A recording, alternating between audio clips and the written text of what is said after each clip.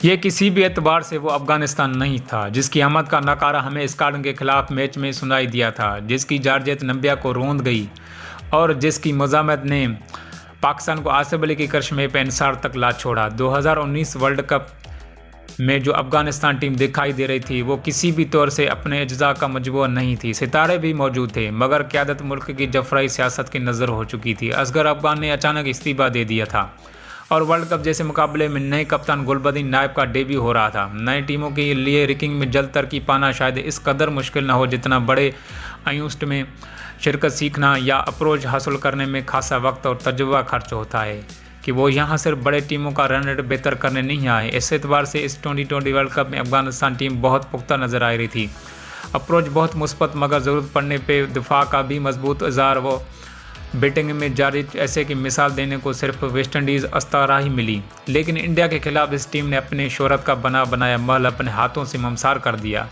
ये वो अफगानिस्तान हरगिज़ नहीं था जो टूर्नामेंट के अव्वल में नज़र आया था। बॉलिंग यकसर अपने मेयार के नफ़ी कर रही थी, फील्डिंग का सुस्त थी और बैटिंग अपने ही पाँव पे कुल्हाड़ी मारने को बेताब। हालांकि इस टीम के पास टूर्नामेंट के बेहतरीन स्पिन अटैक है। राशिद खान, मोहम्मद नबी और मुजीब जजरान जैसे स्पिनर के सामने मुत्तहिदा अरब अमारात के विकेटें हैं जो स्पिन के लिए जन्नत कहलाती हैं। जज़ाई, गुरबाजार और शहजाद जैसे बल्लेबाज हैं जो दुनिया भर के लीग्स का तजुर्बा रखते हैं और किसी भी बॉलर के हिसाब पे सवार होना बखूबी जानते हैं। जिस तरह का आगाज़ अफगानिस्तान ने टूर्नामेंट में किया था ये तवक्को हो चुकी थी कि अब ये टीम वर्ल्ड कप में बड़ी टीमों का सामना करना सीख चुकी है और ग्रुप के 3 बड़े टीमों के साथ मैचेस में मुकाबले के यकतरफा नहीं होंगे। और दूसरी जान में इंडिया था जो बका की जंग लड़ने उतरा था और इसकी बॉलिंग पिछले 2 मैचेस के अदाव शुमार को भुलाने की कोशिश कर रही थी।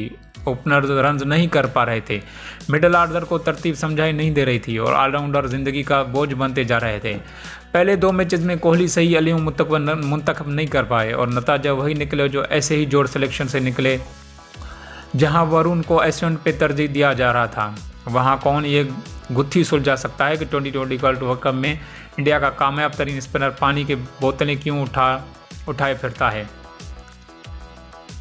कोहली ने बिल्कुल मुतवाज़न और मसावी 11 क्यों चुना। अगर ये टॉस जीतना एक ऐसी खुशकिस्मती है जो इस वर्ल्ड कप में कोहली से गुरेज़ा ही रही, लेकिन मोहम्मद नबी की जानिब से पहले बैटिंग की दावत को के राहुल और रोहित शर्मा ने खुले बाजुओं से कबूल किया। मोहम्मद नबी खाइफ थे कि वो इस ऑस पड़ने वक्त दूसरे इंगेज में उसके स्पिनर गेंद पे गिरफ्त बरकरार न रख पाएंगे और हालात बैटिंग के लिए साजगार होंगे, लेकिन ये खदशा तो उल्टा पड़ गया और उनकी वर्ल्ड क्लास स्पिनर पहली इनिंग्स में फीके पड़ गए। अफगानिस्तान की बॉलिंग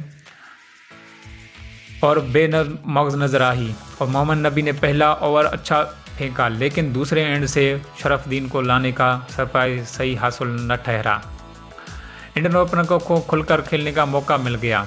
मोहम्मद नबी ने दोबारा अटैक में क्यों ना आए, ये भी एक तजुर्बाकार करीम जन्नत से सिर्फ एक और ही क्यों करवाया। और जिस इरादे के तहत मोहम्मद नबी ने दूसरे इनिंग्स में बैटिंग का फैसला किया था, इस एतबार से ज़रूरी था कि कंडीशन बैटिंग के लिए साजगार होने तक विकेटें बचाई जाएं। एक मोहताज से बनाने की ज़रूरत थी कि पावर प्ले में भले 40 रन भी न हों लेकिन विकेटें बचाई जाएं, जिस तरह पाकिस्तान ने इंडिया के खिलाफ बचाई थी। लेकिन ऐसी कोई शौरी कोशिश भी हमें अफगान बल्लेबाजों की जानिब से दिखाई नहीं दी। वो जज्बात की रूह में बहते चले गए और अपने जबलत के तहत शुरू से ही बाउंड्री पार करने की शर्तें बांध ली रहीं।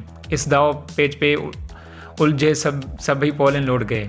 बाद अज़ां उस पर भी पड़ी, गेंद संभालना मुश्किल भी हुआ, मगर तब तक अफगान बैटिंग की लाज रखने वाले सभी चुनिंदा नाम ड्रेसिंग रूम में वापस पहुंच चुके थे। पावर प्ले में बुमराह और बैच के ओवर्स में एशियो ने अफगान इनिंग्स की कमर ऐसे तोड़ी कि फिर संभलने का मौका नहीं मिला। इंडिया के लिए ये फतह पॉइंट्स के एतबार से तो ज़रूरी थी, लेकिन फतह के मार्जिन ने यह भी यकीनी बनाया कि अगर केवीज़ अगला मैच हार जाता है तो कम से कम रन रेट के मामले में कोहली की टीम को अब ज़्यादा परेशानी नहीं रहेगी और फिर अहम तरीन मरहले में रसाई अमकानात के साथ साथ उन्हें अपना दुरुस्त कंडीशन भी मिल गया, जहां बर्फ एशियन का तजुर्बा भी लौट आया और शामी ने भी पाकिस्तान के खिलाफ मैच के बाद बरसाई किए। सभी तीर वापस नाकदीन के जानिब से पलटा दिए।